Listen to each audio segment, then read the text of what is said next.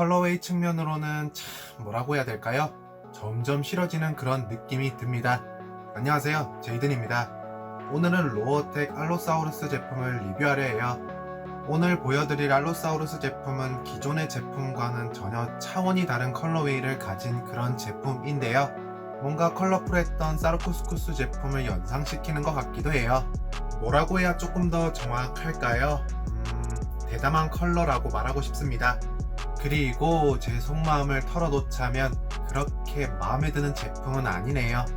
다양한 색이 섞이는 경우는 종종 있었다지만 하얀색이 섞이는 경우는 정말 드문 일인 것 같습니다. 이번 컬러웨이에서 색다른 도전이라 한들 저는 불호라고 말하고 싶네요.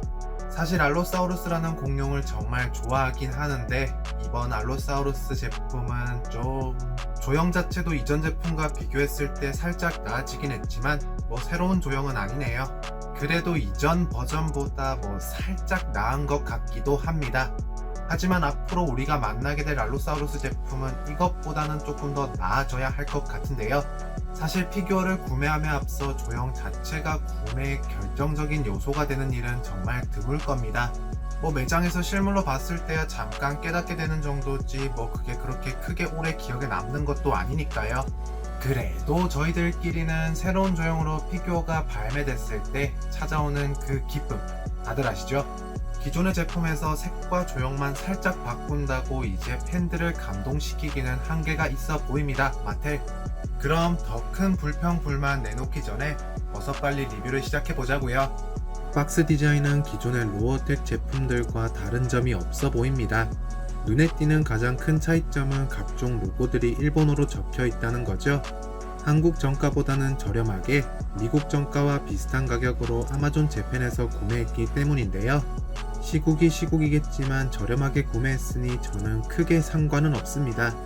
그리고 박스의 뒷면에서 알로사우루스의 액션 기능을 설명하는 사진을 확인할 수 있다는 점까지 동일하네요.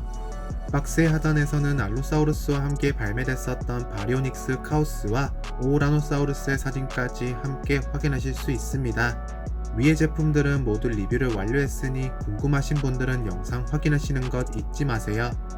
이번 알로사우루스 제품의 컬러웨이는 정말 예상 바뀜에는 틀림없는 것 같습니다. 이전에 발매됐었던 제품들과는 차원이 다른 색의 컬러웨이가 왠지 모르게 이번 제품을 좀 더 흥미롭게 만드는 그런 느낌이 드는 것 같기도 한데요. 그럼 이 제품은 어떤 특징을 가지고 있는지 지금부터 조금 더 자세히 살펴보도록 하겠습니다. 공룡의 머리부터 살펴볼게요.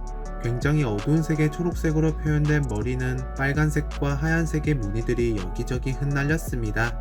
머리 조형은 이전 제품들과 비교해 조금 달라 보이는 것 같아요. 굉장한 수준의 피부빈을 표현한 아래턱까지도 자연스럽게 마감되어 있습니다.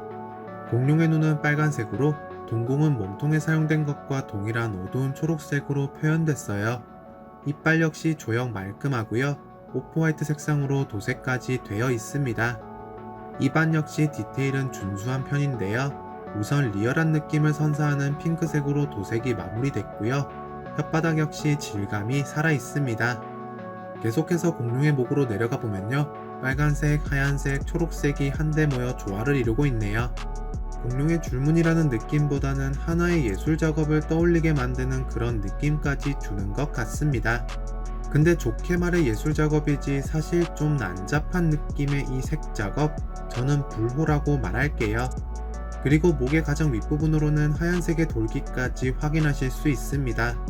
공룡의 몸통에서 역시 하얀색 줄무늬들을 확인하실 수 있는데요. 피부빈의 표현과 옆구리의 갈비뼈 표현까지 디테일적인 측면으로는 역시 뒤처지지 않는 것 같습니다. 하지만 몸통의 중간 부분부터는 추가적인 하얀색이나 빨간색 줄무늬가 사라지게 되네요. 이번 피규어에서는 이런 끊긴 줄무늬가 굉장히 엉성한 느낌을 주는 것 같습니다. 그리고 예상하셨듯 굉장히 불편한 등 위의 버튼까지 여기 있네요. 알로사우루스 제품에서는 그 어색함이 배가 되는 기분입니다. 아래쪽으로 좀 더 내려가 팔을 살펴볼게요. 팔 전체는 깔끔한 하얀색으로 처리가 됐습니다. 이건 좀 아니다 싶은 느낌이 드는 것 같기도 한데요. 조형적인 측면보다는 도색적인 측면에서 많이 아쉬운 것 같습니다. 손톱 역시 도색이 생략됐는데 팔에 초록색이나 빨간색이 일부분 사용됐으면 좋았을 것 같아요. 공룡의 다리 조형은 무난한 편입니다. 크기가 다른 비늘 표현이나 주름까지 다행스럽게도 이런 디테일 작업은 생략되지 않았어요. 하지만 역시나 여느 마텔 피규어임을 증명하듯 발톱 도색이 생략된 것을 확인하실 수 있습니다. 그리고 발바닥에선 주라기 팩트 앱에서 사용한 스캔 코드도 확인 가능해요. 마지막으로 공룡의 꼬리는 초록색의 짧은 도마뱀 꼬리처럼 표현됐습니다. 줄무늬의 부재가 정말 강하게 밀려오는 그런 투박한 꼬리라고 말할 수 있겠네요. 이런 점은 정말 어떻게 수정이 안 되는 걸까요? 그럼 이제 알로사우루스의 관절과 액션 기능을 보여드리며 영상 마무리하겠습니다. 가장 먼저 턱은 액션 기능과 연동되어 관절이 존재해요. 팔과 다리 역시 어떤 관절인지 예상 가능하시죠? 꼬리에도 관절이 있기 때문에 위아래 혹은 양옆 또는 회전시킬 수 있습니다. 그리고 여기 등 위의 버튼을 한 단계씩 밀게 되면 공룡이 입을 벌리며 포효하는 소리를 들으실 수 있어요.